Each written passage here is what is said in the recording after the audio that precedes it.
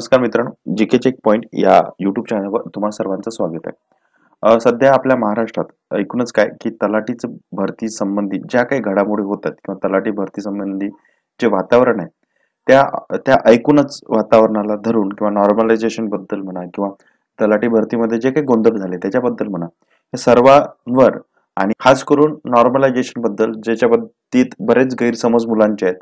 कोणाला नॉर्मलायझेशनची प्रोसेस नेमकी होते कशी याच्यावर काही अंदाज नाही.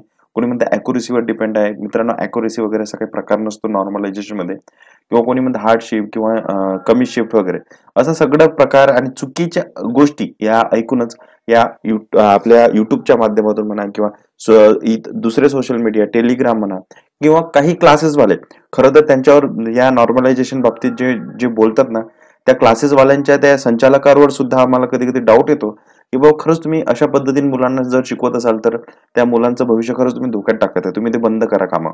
तर नॉर्मलायझेशन बद्दल नेमकं ते काय आहे हे ऐकूनच हे आता प्रसिद्ध पत्रक काढलेलं आहे आपल्या विभागानं, महसूल विभागानं. आणि त्या सरळ त्यांनी विषयच म्हटलाय की महसूल विभागामधलं जे तलाठी भरती झाली त्याच्यामध्ये नॉर्मलायझेशन नेमकं कसं झालंय ते त्यांनी एकदम एक्झॅक्टली आणि विशिष्ट विथ एक्झाम्पल त्यांनी समजून सांगितलंय. आता बघा की यांनी ही 5 तारखेला स्कोर लिस्ट जाहीर केली, डिक्लेअर केली. त्याच्यानंतर नॉर्मलायझेशनच्या बाबतीत काही जणांना 200 मार्कचा पेपर असल्यानंतर 214 मार्क मिळाले, काही जणांना 201, 205 अशा अनेक प्रकारचे मार्क्स मिळाले मुलांना. आणि त्या मार्क्समध्ये जवळपास 200च्या वर असं त्यांनी नंतर एक लिस्ट पण काढली होती की नॉर्मलायझेशनमुळे मुलांना 200 मार्क्स मिळालेले आहेत. तर जवळपास ते 30+ मुलं अशा आहेत की ज्यांना 200च्या वर मार्क्स मिळाले आहेत. ठीक आहे.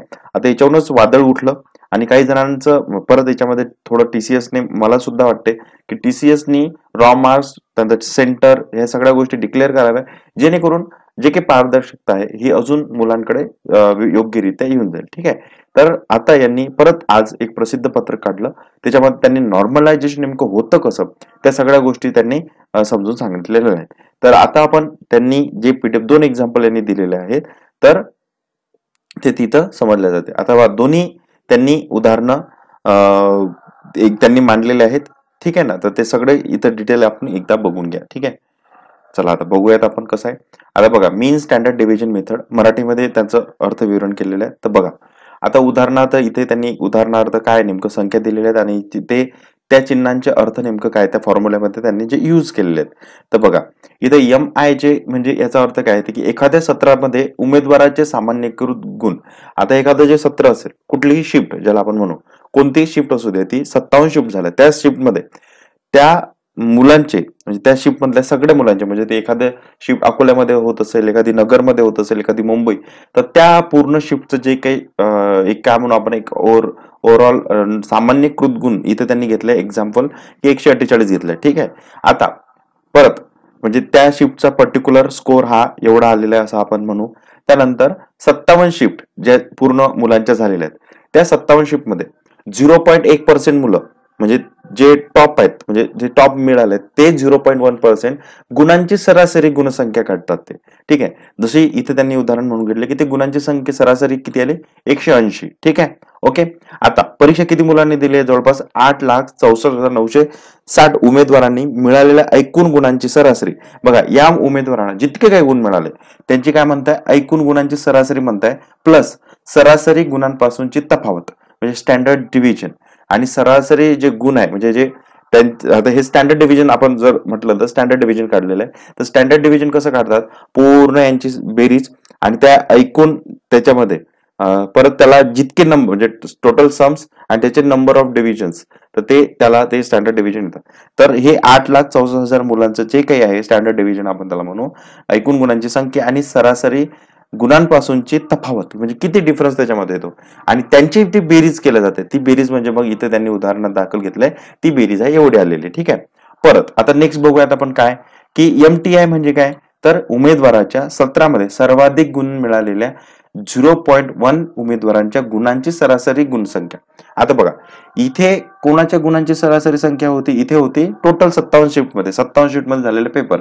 आता इथे गुणांची सरासरी कोणा घ्यायची आपल्याला की पर्टिक्युलर शिफ्ट समजा एखादा पहिला दिवस असेल पहिल्या दिवसाची पहिली शिफ्ट तर पहिल्या शिफ्ट मध्ये जेवढे टॉपर मुलं आले पूर्ण महाराष्ट्रात ऑल ओव्हर महाराष्ट्रात त्या टॉपर मुलांचे 0.1% जे असतील जे काही टॉपर असतील त्या टॉपर मुलांच्या गुणांची सरासरी ती म्हणजे 0.1%, तर ती येते 170च्या जवळपास येते, त्यांनी उदाहरण दिलं. ठीक आहे.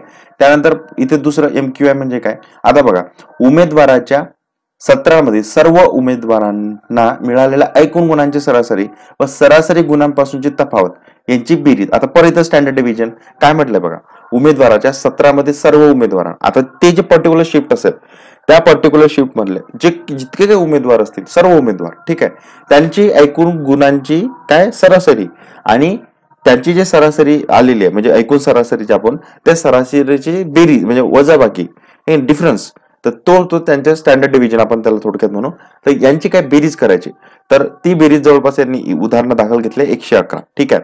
आता मेन जे MIJ असते, जो आपल्याला फॉर्म्युला कदाचित सुरुवातीला समजला नव्हता, तो इथं TCS ने आता म्हणजे महसूल विभागाने क्लिअर करण्याचा प्रयत्न केला. आता बघा, उमेदवाराला त्याच्या सत्रामध्ये आलेल्या प्रश्नपत्रिकेनुसार त्याने सोडवलेल्या प्रश्नानुसार प्रत्यक्ष मिळालेले गुण, म्हणजे हे जे आहेत ना इथे आहेत उमेदवाराचे गुण 120 त्यांनी पकडलेले आहेत. ठीक आहे.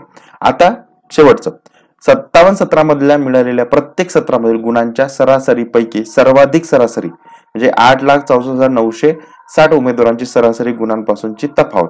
आता बघा 57 सत्रामध्ये जेवढे 57 शिफ्ट झाला त्याच्यामध्ये मिळालेल्या प्रत्येक सत्रामध्ये गुणांमधील सरासरीपैकी सर्वाधिक सरासरी. आता 57 शिफ्ट झाल्या, त्या 57 शिफ्ट मध्ये अशा म्हणजे प्रत्येक शिफ्टची सरासरी काढली.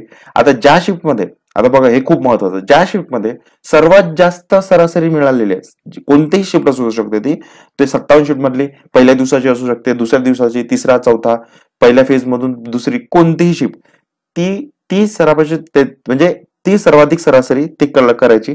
आणि काय म्हटलंय 8,94,960 उमेदवारांची सरासरी आणि पूर्ण मुलांची सरासरी, तर यांची डिव्हिजन म्हणजे यांचं स्टँडर्ड डिव्हिजन, यांचा डिफरन्स, यांची तफावत, तर ही तफावत त्यांनी इथे दाखवलेली आहे 140. ओके. आता बघा, आता ह्या सगळ्या गोष्टी आपल्या सगळ्या गोष्टी इथे मिळालेल्या आहे, MIJQ वगैरे सगळं. ठीक आहे. आता मेन जो नॉर्मलायझेशनचा फॉर्म्युला यांनी यूज केलेला आहे किंवा जेव्हा जाहिरात काढली होती तेव्हा सुद्धा त्यांनी हे सांगितलेलं होतं, तर या सूत्रामध्ये ह्या गोष्टी त्यांनी टाकलेल्या आहे. आता हे काय इथं तुमचे टोटल म्हणजे तुम्हाला जे हे कॅल्क्युलेशन केल्यानंतर जे मार्क्स मिळतील ते, आता ह्या सगळ्या किमती यांनी इथं टाकल्या. बघा इथं सगळ्या किमती पुट केल्या, किमती पुटल्यानंतर हे इथे तुम्हाला जे 120 दिसत आहेत, हे 120 म्हणजे त्या मुलाचे मार्क, मिळालेले मार्क, तिथं ह्या सगळ्या गोष्टी टाकल्यानंतर जे कॅल्क्युलेशन केल्यानंतर त्या मुलाचे बघा 120 मार्क होते त्या मुलाला, आणि नॉर्मलायझेशन केल्यानंतर त्याच मुलाचे 148 मार्क झाले. जवळपास किती मार्क वाढले त्याचे 28 मार्क वाढलेले. ठीक आहे. तर अशा पद्धतीने हा नॉर्मली म्हणजे हा जो नॉर्मलायझेशनचा फॉर्म्युला वर्क करतो. आता हे मला सगळं मान्य आहे किंवा हे सगळं कदाचित तुम्हाला सुद्धा मान्य असेल, पण आता एक अजून काही जणांची मागणी आहे की आम्हाला रॉ स्कोर दाखवा. आता ही गोष्ट जर TCS ने केली ना तर खरंच खूप चांगलं होईल, कारण रॉ स्कोर दिसल्यानंतर प्रत्येक मुलाचे जर खरंच मार्क वाढलेले नसतील किंवा चुकीने वाढवले गेले नसतील तर ते प्रत्येक मुलाचे मार्क चेक करता येतील. शिवाय त्या मुलाचं सेंटर सुद्धा दाखवण्यात यावं, अजून तो कोणत्या शिफ्टला होता, कोणत्या दिवसाला, हे सुद्धा जर डिटेल आम्हाला दिलं तर त्याचा अजून म्हणजे काय जे डाऊट्स आहेत मुलांच्या मनात ते म्हणजे काय जे मुलांच्या मनात डाऊट्स आहेत ते सुद्धा क्लिअर होतील. तर एवढं जर महसूल विभागाने केलं तर फार चांगलं होईल. ठीक आहे.